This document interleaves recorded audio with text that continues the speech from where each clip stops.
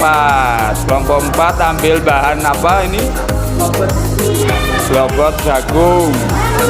Mau dibuat bunga ya. Nah, ini bunga apa kalau boleh tahu? Konsepnya mau buat bunga apa? Hah? Ini hasilnya ya. Oke, ini hasilnya kelompok 4. Kelompok 4, bapak-bapak, ibu-ibu, ini ya. Ini karyanya. Ini kelompok berapa? Kelompok 1. Ini bahannya dari apa ini? Daun kering, daun beringin ya. Daun beringin kering dipadu dengan apa? Daun bawang merah dan bawang putih ya. Nah, ini masih ada lagi yang mau dibuat? Masih. Dari bahan apa? Daun pisang kering ya. Mau dibuat bunga juga ya. Oke, kalau orang Jawa mengatakan apa? Apa? Kelaras. Nah, kelaras ini. Nah, ini Bapak Ibu. Nah, ini bahannya yang dibuat oleh anak-anak dengan kreasinya secara berkelompok, bareng-bareng ngerjakan buat bunga.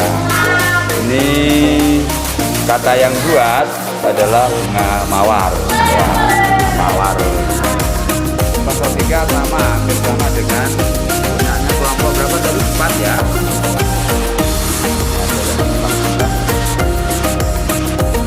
Cari yang bagus, ada 3 anggota dari kelompok 3 ini. Kelompoknya bareng-bareng ya buat bunga. Nah, ini baru Bapak Ibu, ini baru 1 ya. Jadi kelas 7B itu ada 4 kelompok, 1, 2, 3, 4. Fasilitatornya adalah Pak Iswan Subekti dan Pak Arif Budianto ya. Nah, ini di P5 masing-masing kelompok berkarya, berkreasi membuat bunga dari bahan sampah organik ya, sampah organik di bagian daun kering dan kayu. Ini kreasinya anak-anak Bapak Ibu. Ini yang kelompok 3.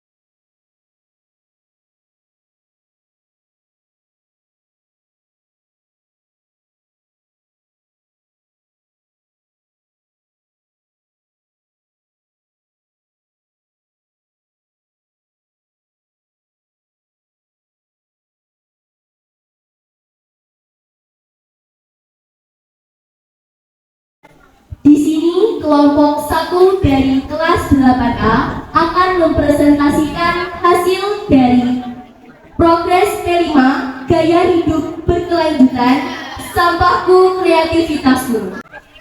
Tujuan dari penelitian ini adalah tujuan pengelolaan sampah organik dan anorganik menjadi karya seni adalah untuk mengurangi volume sampah yang berakhir di tempat pembuangan akhir, sekaligus meningkatkan kesadaran siswa tentang pentingnya daur ulang dan pelestarian lingkungan.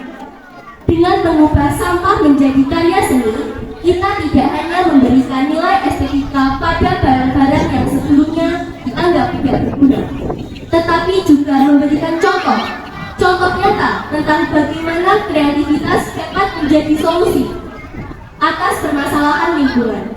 Selain itu, karya seni dari sampah ini dapat menjadi sarana edukasi dan inspirasi bagi siswa untuk lebih bijak dalam mengelola sampah, serta mendorong siswa untuk terlibat dalam kegiatan daur ulang dan pelestarian alam. Dalam proyek penguatan profil pelajar Pancasila bertujuan membentuk karakter siswa berdasarkan nilai Pancasila. Profil ini mencakup 6 dimensi: iman dan takwa kepada Tuhan,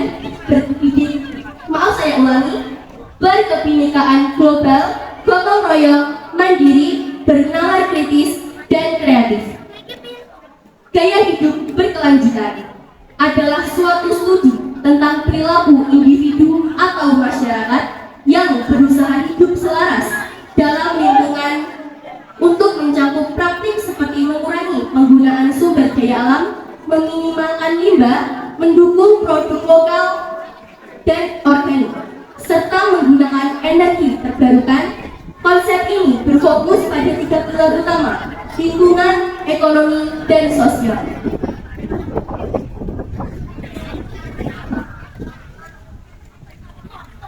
Pada pembuatan produk kami kali ini, alat dan bahan yang dibutuhkan diantaranya: alat untuk membuat pot, 1.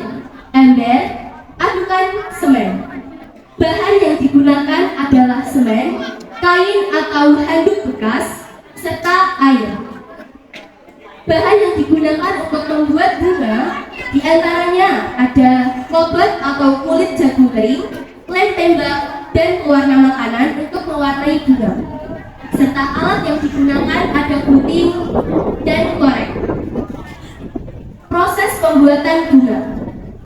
Pertama-tama, kita menyiapkan alat dan bahan, membentuk klobot menjadi kelopak bunga, dan direndam di air yang sudah diberi pewarna makanan. Menyiapkan tangkai dan mengelem kelopak bunga sampai menjadi bunga, dan dibuat sebanyak mungkin dengan kreativitas kelompok masing-masing.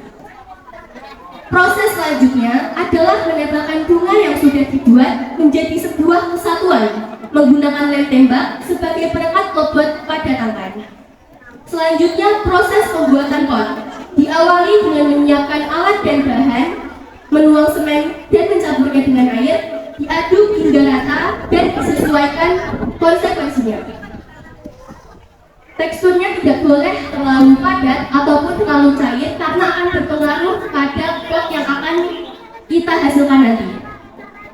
Selanjutnya, siapkan kain atau handuk bekas, celupkan kain ke adonan semen hingga merata. Pastikan seluruh bagiannya tertutupi oleh adonan semen. Gunakan untuk menutupi bagian bawah pot yang sudah dibuat tertelungkup. Kesimpulan dari kegiatan P5 kali ini mengajarkan betapa pentingnya kerjasama antar kelompok dan gotong royong. P5 dengan tema gaya hidup berkelanjutan mengajarkan pentingnya memanfaatkan barang-barang di sekitar kita dengan baik, mengajarkan hidup mandiri dan bergotong royong dalam bermasyarakat, serta pentingnya menjaga komunikasi antar anggota kelompok. Sekian presentasi dari kelompok kami.